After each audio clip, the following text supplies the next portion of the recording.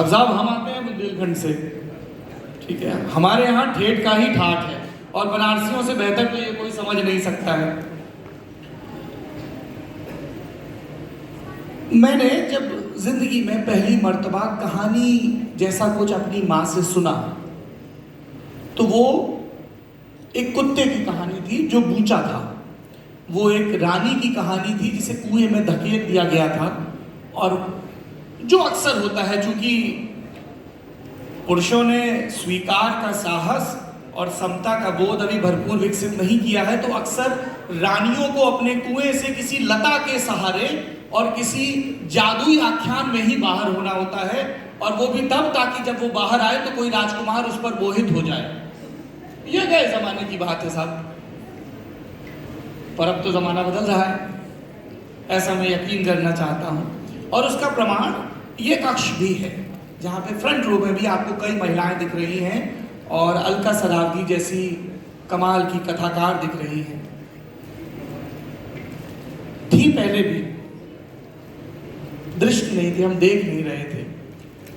तो मैंने माँ से कहानियां सुनी, फिर अपने पिता के जरिए साहित्य से दो चार हुआ, और मुझे ये बात कहने में कोई ना ग्लानि है ना अतिरिक्त गर्व है कि वो साहित्य इंडिया टुडे मैगजीन आती है, जिन जवाब देता है, उम्मीद शास्त्रीयता की जाती है कि अरे साहब एक बार की बात है, मैंने फलाने को देखा तो सोचा कि मैं भी ठिकाना बन जाऊं।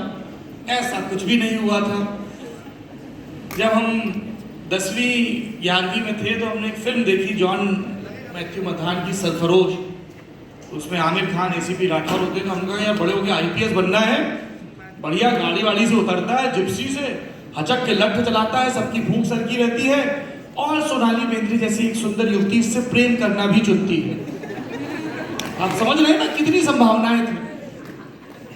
जेएनयू भी अक्सर लोग पहुंचते हैं तो वो प्रोफेसर या यूपीएससी के ही ख्याल से पहुंचते हैं।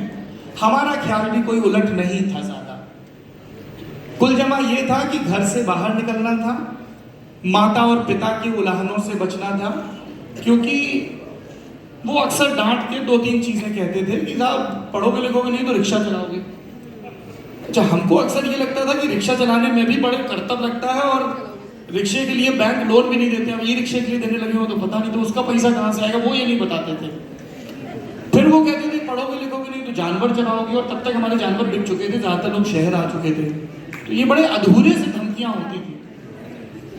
पर कुल जमा ये था कि कुछ कर लो, और उसके लिए हमको अपने कस्बे से, उरई से, जहाँ से मैं ग्रेजुएशन कर रहा था, मैं 10+2 के बाद वापस उरई चला गया, वहां से बाहर निकला।